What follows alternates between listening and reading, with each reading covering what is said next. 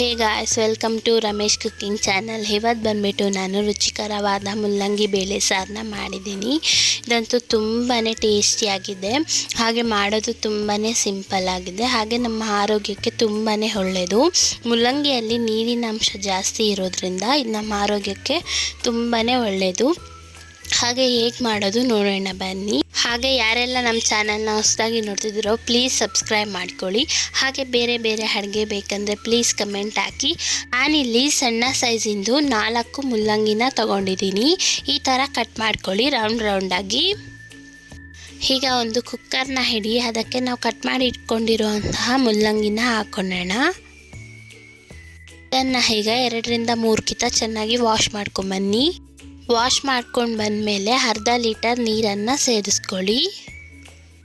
ಈಗ ಕುಕ್ಕರನ್ನು ಕ್ಲೋಸ್ ಮಾಡಿಕೊಂಡು 2ರಿಂದ 3 ವಿಸಿಲ್ ಕೂಗಿಸ್ಕೊಳ್ಳಿ. ಆಗ ಪರ್ಫೆಕ್ಟಾಗಿ ಮುಲ್ಲಂಗಿ ಬೆಂದಿರುತ್ತೆ. ಈಗ ಬೇಳೆನ ಈ ಒಂದು ಸ್ಪೂನಲ್ಲಿ 15 ಸ್ಪೂನ್ ಬೇಳೆ ತೊಗೊಂಡಿದ್ದೀನಿ. ಈಗ ಇದನ್ನು ಚೆನ್ನಾಗಿ ತೊಳೆದು 10 ನಿಮಿಷ ನೆನೆಯೋಕ್ಕೆ ಬಿಟ್ಬಿಡಿ. ಈಗ ನೋಡಿ, ಬೇಳೆನ 2ರಿಂದ 3 ಕಿತ ಚೆನ್ನಾಗಿ ತೊಳ್ಕೊಂಡು ಈಗ ನೀರನ್ನು ಹಾಕಿ 10 ನಿಮಿಷ ನೆನೆಯೋಕ್ಕೆ ಬಿಟ್ಬಿಡಿ. ಈಗ ಸಾಮಗ್ರಿಗಳನ್ನ ನೋಡೋಣ. ಇಲ್ಲಿ medium size 4 tomato box cut ಮಾಡ್ಕೊಳ್ಳಿ. ಹಾಗೆ ಮೀಡಿಯಮ್ ಸೈಜು 4 ಈರುಳ್ಳಿ ಉದ್ದ ಕಟ್ ಮಾಡ್ಕೊಳ್ಳಿ. ಹಾಗೆ 4 ಹಸಿಮೆಣಸಿನ್ಕಾಯಿ, ಹಾಗೆ 4 ಟೇಬಲ್ ಸ್ಪೂನ್ ಎಣ್ಣೆ, ಹಾಗೆ ಅರ್ಧ ಟೇಬಲ್ ಸ್ಪೂನ್ ಜೀರಿಗೆ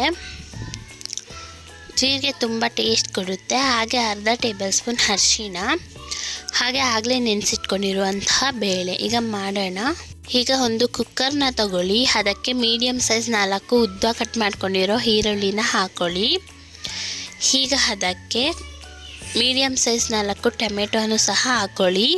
ಖಾರ ನೋಡಿಕೊಂಡು 4 ಹಸಿಮೆಣಸಿನ್ಕಾಯಿನ ಹಾಕ್ಕೊಳ್ಳಿ. ನಿಮ್ಗಿನ್ನ ಖಾರ ಬೇಕಂದ್ರೂ ಹಾಕ್ಕೊಬೋದು. ಹಾಗೆ ಅರ್ಧ ಟೇಬಲ್ ಸ್ಪೂನ್ ಜೀರಿಗೆ, ಹಾಗೆ ಅರ್ಧ ಟೇಬಲ್ ಸ್ಪೂನ್ ಅರಿಶಿಣ, 1 ಟೇಬಲ್ ಸ್ಪೂನ್ ಎಣ್ಣೆ ಹಾಕಿ. ಎಣ್ಣೆ ಹಾಕಿದ್ರೆ ಉಕ್ಕಿ ಬರಲ್ಲ. ಆಗಲೇ ನೆನೆಸಿಟ್ಕೊಂಡಿರುವಂತಹ ಬೇಳೆನ ಹಾಕೋಣ. ಬೇಳೆ ನೆನೆಸಿರೋದ್ರಿಂದ ಬೇಗನೆ ಬೇಯುತ್ತೆ. ಈಗ ನೀರನ್ನು ಹಾಕ್ಕೊಳ್ಳಿ. ಬೇಳೆಗಿಂತ ನೀರು ಕಾಣಿಸ್ಬೇಕು, ಆ ರೀತಿ ನೀವು ನೀರನ್ನು ಹಾಕ್ಕೊಳ್ಳಿ.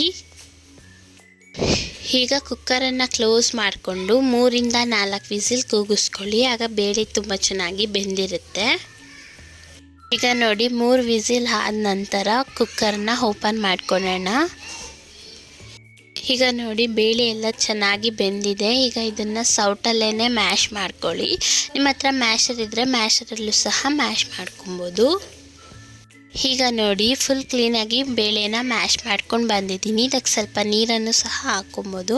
ಆಗಲೇ ನಾವು ಬೇಯಿಸಿಟ್ಕೊಂಡಿರೋಂತಹ ಮುಲ್ಲಂಗಿನ ನೀರು ಸಮೇತ ಹಾಕ್ಕೊಳ್ಳಿ.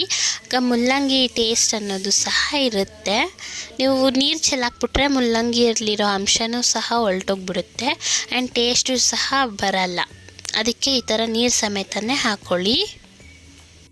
ಕೆಲವೊಬ್ಬರು ಸಾಂಬಾರಿಗೆ ಸಾಂಬಾರು ಪೌಡರ್ನ ಹಾಗೆ ಹಾಕಕ್ಕೆ ಹೋಗ್ಬಿಡ್ತಾರೆ. ಆ ಥರ ಹಾಕಕ್ಕೆ ಹೋಗಬೇಡಿ. ಯಾಕಪ್ಪ ಅಂದರೆ ಅದೆಲ್ಲ ಗಂಟು ಕಟ್ಬಿಡುತ್ತೆ. ಆಗ ನೀವು ಮಿಕ್ಸ್ ಮಾಡೋಕ್ಕೂ ತುಂಬಾ ಕಷ್ಟ ಆಗುತ್ತೆ.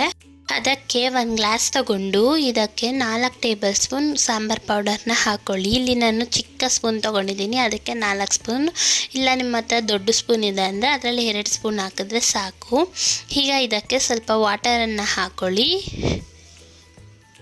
ಈಗ ಒಂದು ಸ್ಪೂನ್ನ ತಗೊಂಡು ಈ ಥರ ಮಿಕ್ಸ್ ಮಾಡ್ಕೊಳ್ಳಿ. ಈಗ ನಮಗೆ ಗಂಟು ಕಟ್ಟೋದಿಲ್ಲ. ಇದರಲ್ಲೇ ನೋಡ್ತಿದ್ರಲ್ಲ ಎಷ್ಟು ಗಂಟುಗಳು ಕಟ್ತಿದೆ ಅಲ್ವಾ. ಹಾಗೆ ನಾವು ಸಾಂಬಾರು ಪೌಡ್ರಿಗೆ ಹಾಕೋಕ್ಕೆ ತುಂಬಾ ಈಸಿ ಆಗುತ್ತೆ ಇದರಲ್ಲೇ ಮಿಕ್ಸ್ ಮಾಡಿಕೊಂಡ್ರೆ. ಈಗ ನಾವು ಮಾಡಿಟ್ಕೊಂಡಿರುವಂತಹ ಸಾಂಬಾರು ಪೌಡರ್ನ ಇದಕ್ಕೆ ಹಾಕೋಣ. ಈಗ ನೋಡಿ ಎಷ್ಟು ಕ್ಲೀನಾಗಿ ಮಿಕ್ಸ್ ಆಗ್ತಿದೆ ಅಲ್ವಾ. ನಾವು ಡೈರೆಕ್ಟಾಗಿ ಹಾಕಿದರೆ ಉಂಡೆ ಕಟ್ಬಿಡೋದು, ಆಗ ನಮಗೂ ಕಷ್ಟ ಆಗಿರೋದು ಮಿಕ್ಸ್ ಮಾಡೋಕ್ಕೆ. ಈಗ ಸಾಂಬಾರಿಗೆ ಒಗ್ಗರಣೆನ ಹಾಕೊಳ್ಳೋಣ. ಮೊದಲು ಇಲ್ಲಿ ಒಂದು ಪ್ಯಾನ್ ಇಟ್ಟು ಅದಕ್ಕೆ 3 ಟೇಬಲ್ ಸ್ಪೂನ್ ಆಯಿಲನ್ನು ಹಾಕ್ಕೊಳ್ಳಿ.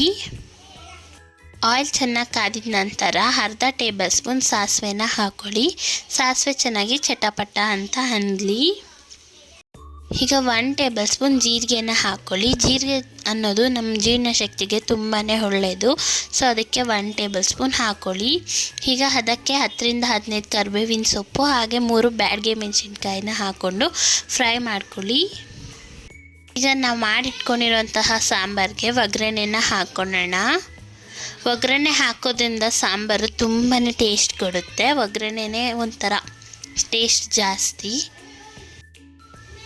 ಈಗ ಇದಕ್ಕೆ ರುಚಿಗೆ ತಕ್ಕಷ್ಟು ಉಪ್ಪನ್ನು ಹಾಕೊಳ್ಳೋಣ.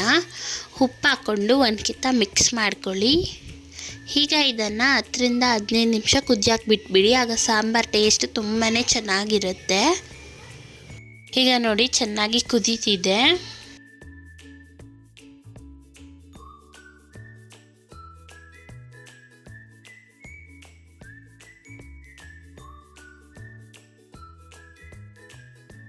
ಈಗ ಸ್ಟವನ್ನು ಆಫ್ ಮಾಡ್ಕೊಳ್ಳಿ.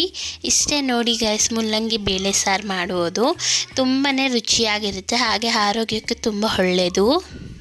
ಹಾಗೆ ಈ ಒಂದು ವಿಡಿಯೋ ಇಷ್ಟ ಆಗಿದ್ದರೆ ಪ್ಲೀಸ್ ಲೈಕ್ ಮಾಡಿ, ಶೇರ್ ಮಾಡಿ, ಕಮೆಂಟ್ ಮಾಡಿ. ಹಾಗೆ ಬೇರೆ ಬೇರೆ ರೆಸಿಪಿ ಬೇಕಂದ್ರೂ ಕಮೆಂಟ್ ಮಾಡಿ. ಹಾಗೆ ಈ ಒಂದು ಚಾನಲ್ನ ಪ್ಲೀಸ್ ಸಬ್ಸ್ಕ್ರೈಬ್ ಮಾಡ್ಕೊಳ್ಳಿ ಗೈಸ್, ನಮಗೂ ಸ್ವಲ್ಪ ಸಪೋರ್ಟ್ ಮಾಡಿ. Thank you for watching guys.